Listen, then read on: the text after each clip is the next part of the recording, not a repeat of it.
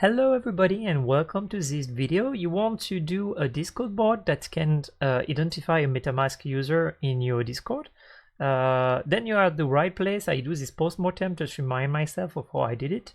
And so if you want to do that, feel free to watch a bit what I did here. So the idea is quite simple. We have a bot in my server over there. And if you say hello to him, he will say hello, how are you, and talk to you. So now you can say MetaMask like this to say I want to identify with MetaMask. You say okay, no problem. Can you go to this link over there? It's a static page in JavaScript that you can watch on GitHub if you want. This static page take a parameter over there that is any text. Here it's a GUI ID, a unique ID that the bot gave you. And this stuff will allow you to sign a message. So you will have to enter your password in MetaMask, and MetaMask will say, hey, this website is requesting to sign this message. Do you want to do it? If you do it, the code will be recovered in this page. And you can see that we have this message over there that is signed by your public address. And here is the results of this signature that say, I am who I am. And so now you can copy this text over there and share it to the bot like this. So now that you share it to the bot will verify that it is the message he gave it to you, and then he will identify your public address and the signature and check that the both of them are the same. And if the both of them are the same, then it's who you are. And so you claim to be this address and you are this address. And so now that I know that you signed this message and that I gave you by Discord, I know that your Discord is linked to this MetaMask Ethereum address. So now I can speak with you with authority because I know who you claim to be. And the good technique about that is that the good stuff about that is that those pages are static JavaScript page that is on GitHub over there. So it means that you can use it from mail, from Steam, from Twitch, from Discord, from anything that people can just receive a link and then give the result back. And so, yeah, that's kind of cool. So how did I do that? So the first part is that you need to go on Discord developer portal, like this. You have to create an account over there. As you can see, I have an account. And when you have created this account, you want to go in the bot portal. So how do we go to the portal? We have to go here. So Discord developer / application. So here, as you can see, I have several applications. This is my bot application that I just did today. So I just click new application, give it a bit of a little name, say I agree, like this. Then you enter the name, the image, some description over there. You will have some ID, some public stuff, and you can enter some other term of the service, privacy policy and stuff like that. Very important if you want your bot to be used, but for my part, I don't understand them yet, and I'm not planning to share my bot, it's just for me. So yeah, you enter all of that. Now what you need to do is to go to here and say I want to make a bot. So you select an image for him, a banner for him, a username for him, and then you say I want to reset the token like this, and it will ask you your double authentication if you have one. I have one because apparently there is plenty of features that is disabled if you don't have the double authentication. So I just checking the double authentication. I come back. So it's no. Okay. So now that I have my double authentication, I can set up this bot. There is something that you will really need is those that will allow you to have some more permission. There is some limitation over there, so read more if you want to read more. I did not yet, but basically here the most important for us is content, message content over there. And this will allow you to say, hey, I want the administrator or I want this, but what I was a bit what was a bit weird is that it is just to help you generate this number, and this number will help you generate the link, but this number won't be used by us here. We will use it in OAuth 2. So it's useless, it's just for helping us if we generate the link. So here we save. When you have saved that, you want to reset a token like this. Say, yes, I want to do it. And then here it's displaying a token. This token will allow you to identify as the user of this bot. So it's really important that you don't share it with people. And if you ever share it, just reset the token over there to be sure that it's a new one and nobody is using your bots without your consent. So this one is a fake one I just did here for showing you, so I don't really care. My bots. Public require. Okay, so now that we have our bots, we can save the change and we go in authentication. Yeah, it's because he don't like those kind of not alphanumerical. So we go in authentication over there, and what we will do is that we will say, I want my bots, I want to make a URL to add a bot on the server, and he will behave like a bot over there. And he will behave like a bot, and he will have those rights. So if you want to be cautious, if you want to not make mistake, then try to check the one that you really need. The mute, the voice, the create the thread, the message. So try to just select the one that you want everybody, the bot to have. Don't forget that if you put administrator over there and you have a leak of your token at the wrong moment, it means that the bots have all the right. They can do a lot of damage on your server, so maybe don't try to check the one you need. I cannot say yet which one I need because I did not spend a lot of time. That's why I'm doing the postmortem now, just to remind myself. So if you don't have time, press here, but if you have time, just select the one you need only. So now that you have a bot's behavior in administrator, it will generate you a link over there. This link, you can copy this link and you type it here over there on the top. You will say, hey, do you want to go in Discord because we would like to add a bot. Here is the bot, here is the name. In what server do you want? It's Elwa teaching. And then you say, hey, I want to continue. Do you want to give administration power to this bot? And as soon as you do that, you have a bot on your server that have administration and that is callable by the token. No. Yep. So I want to totalize it because I don't want to mess up with that accidentally giving permission in a YouTube video. So here, this bot, I won't allow it. But here, if I agree, I will have a bot. I will have a bot like this one here that will appear over there. As you can see, app bots. Okay. So now that you have a bot, you can make some Python code that will speak with your bot. So he will stay over there and be accessible. And so now what do we need to do?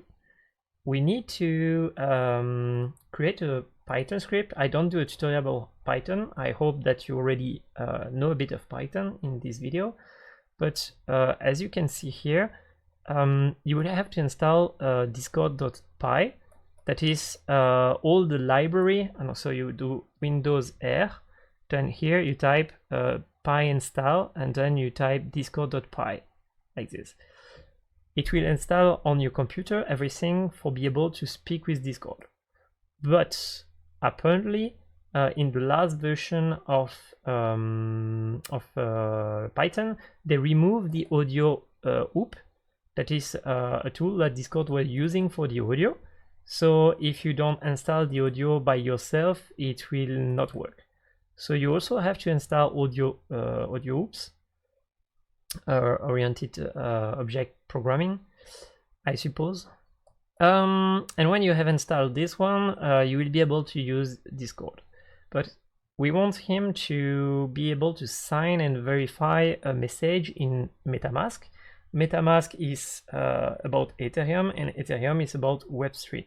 So we'll have to install a lot of tools of Web3. So we just want the sign and verify, but the sign and verify don't come with all the rest. So we have to install Web3. So when we have install Web3, we'll be able to do some MetaMask action.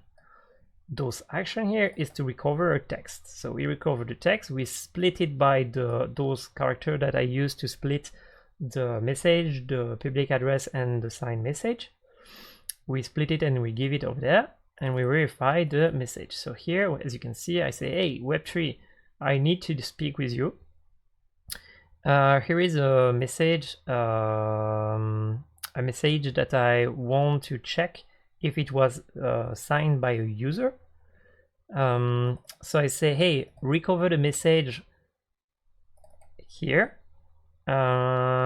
recover the signature from this message that I gave to a user, and here is the hexadecimal byte that the user gave me.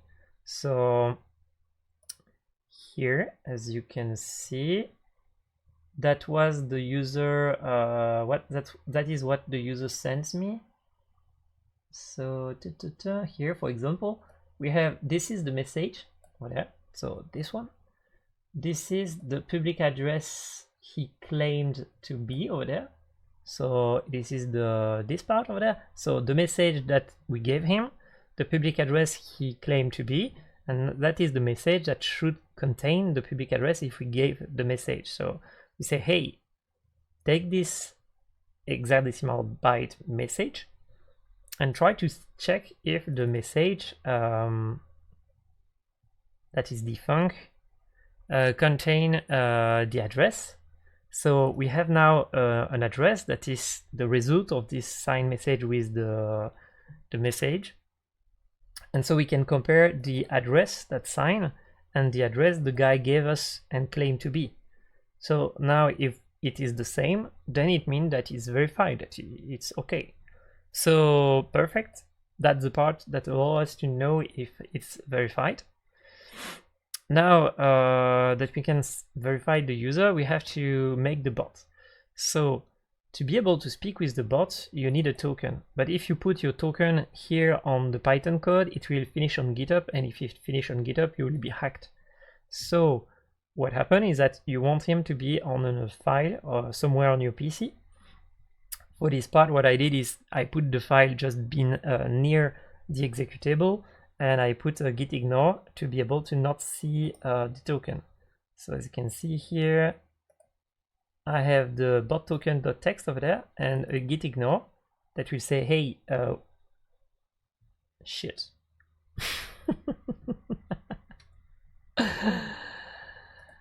My token is on the web. I need to reset it. Here. So I want to ignore this file over there.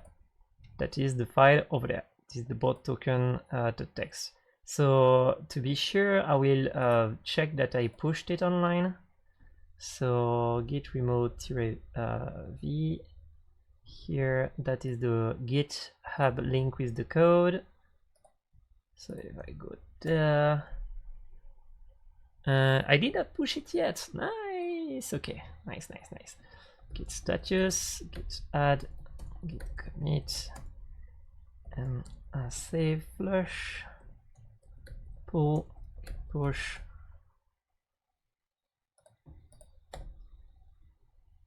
Yeah, it's okay. We have the git ignore. We have the code here if you need it. Code I'm showing you. Okay. So okay. So we have the token, that is the number we cannot share on the file. So we say, hey, display this URL to know where it's stored for the moment. For example, here it's not near the GitHub, but on the PC or somewhere else. We say, does the file exist? If it doesn't exist, you create the file and you put here the documentation of how he is supposed to create this token. If it's over there, we open it and we strip it and we store it. Now that we have this token, we will be able to, if the token is valid, is in the good format, we will be able to use it. So you need the server ID. So what is the server ID? You go on the Discord over there, you go here, you say, hey, I want to copy the identification of the server over there. And now you have this number that is the server ID. I think that you have to add something to Discord to be able to see that, but I don't remember what I did add in the past to be able to have those. So you have to install something that I don't know what. So now I want to say, hey, this is this channel that I'm listening to. So for example, I want people to be able to chat over there in here and make action. Okay. So what you can do here is you say, hey, I want to copy the ID of this saloon, like this, and you say, hey, I want him to be here. So this is this one, and this is this one, as you can see. So it worked for the conferences.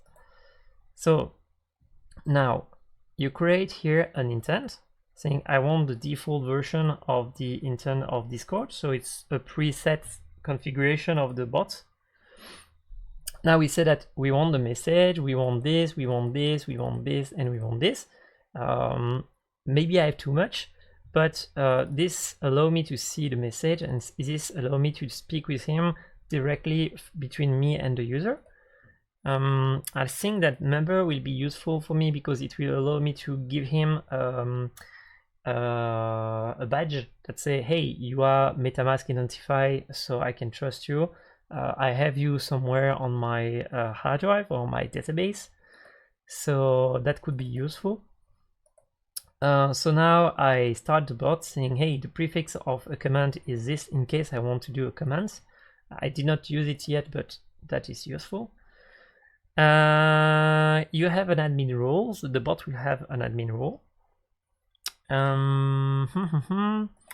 Then here, this one is just to verify that if I give him something to sign, it's working. So I will remove it later. It's just here to, hey, just check the code is still working with Web3. As you can see, it's just the code that I showed you earlier, just like this. It allows me to verify that someone signed this message order. Okay, so now we have a function that allows to know if we have admin role. We don't care. Okay, here, listen to, we don't have the permission of this command. Yeah, that is to listen to the command, but we don't use it yet. Already have a Discord but ready. Yeah. So here, the dictionary GUI to sign. The idea is that the GUI ID he has to sign, so this message over there, it's not something that you want to store, or it's not something that you want someone to be able to copy and then duplicate the message of the user.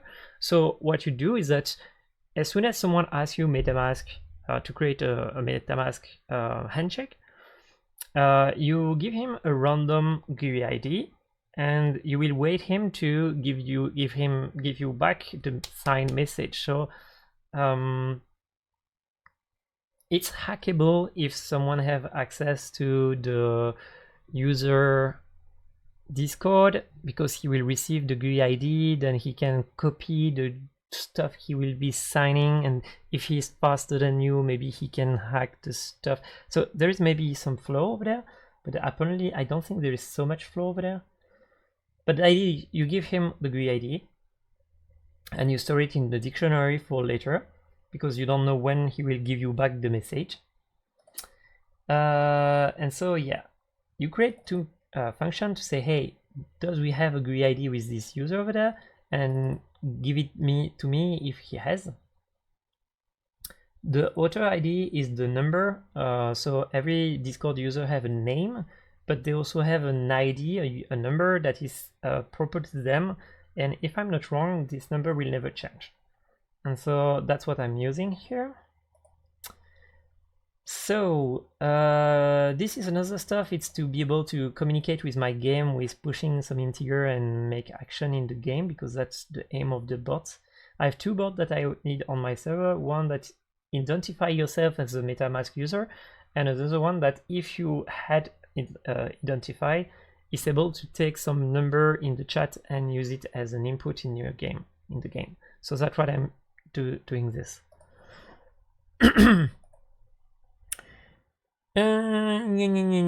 That's to check if it's a okay. So now we are in a situation where we can store a GUI ID. So here we have on message. On message is when the bot receives a message that is on the channel you are looking at, or that is of any message. I think it's any message. And then by using here, we'll be able to say that is it the channel we are looking for. So I don't know if a lot of people is spamming in your server, it will maybe be a problem, but for the moment I don't care, because I'm a beginner. I have to live through that. I have to start somewhere, but yeah. So bots.events, the bot is for reminding. The bot is the command.bot here. .bot events, we say, hey, when you receive a message, we will go through it. If it's yourself, you can leave because we don't care of a message of yourself. Strip the message to be able to have a message that don't have space or backline at the end. Take the user ID here, message auto ID, like this, and we will go through it. If it's the saloon, then you can print the message and saying, hey, you received the message from this saloon, and try to use it to make some action in the game. Okay, that's not for you, but yeah. If you want to send back a message saying, hey, I received your message, you can say wait, message channel send, and send back the mention. So now what we need to do is to check if it's a DM. So if it's over there, it's a channel. But if it's here, if GUI ID, this stuff is none, it means that someone is DM you, I think. Yeah. So now that we know that someone is DM me, direct message me, then we can display the auto over there. Can display the auto and the message. For example, here, Eloi and hello, like you see. The auto is the auto name of the user. Now that we have that, we can say, hey, do we previously created a GUI ID for this guy? Because if yes, then we have to do something. But for the moment, apparently not.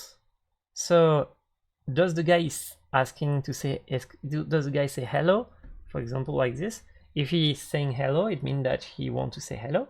So I can send him back a hello, I'm here, just for him to know that the bot is working. Try to or hello. So we check if he is asking a hello question. Now, does the text is convertible to an integer is just for me, for my game, because like this people can speak with the bot outside of the channel, outside of the server, just speaking with the bot. So if it's if the message contained MetaMask, or MetaMask in minuscule, or the icon of a fox, it means that the guy is asking me to sign as a MetaMask user. So what I do is that I do a GUI ID like this. So this is a library that generates this kind of message like this that is unique. So you say, hey, here is a random message to sign. And then I say, here is the link to a static page, sign MetaMask text here. And in this index page, if you give as a Q variable this GUI message, you will be able to sign it. So go over there and come back later. So that's what we are asking here. So now that you did that, it will be able to generate the link we just used earlier, this kind of link here. For example, if I say hello world over there, it will open MetaMask and sign, can you sign hello world? And you say yes, and ta-da, the hello world is signed with this public address. Here is the result that allow to check if it's signed, it's verified. And then you have the text and ta-da. Okay, so now what we have to do is wait the user to come back. So if we receive another message and this message has the GUI ID, we have a GUI ID for the user and it's not MetaMask, it's just a message, it's not MetaMask, and we have a GUI ID, then what we can do is we strip the message just to be sure there is no space in front. And then we take the GUI ID we send to the user, and we will check if the message starts by this GUI ID. So does the stuff I give him is the start of it? Then we check if we have this character over there that is splitting the three parts. Okay, so if he has the GUI ID and that, it means that maybe he's asking me to verify. So if he's asking me to verify, then I can say, hey, verifying this message that that the user gave me.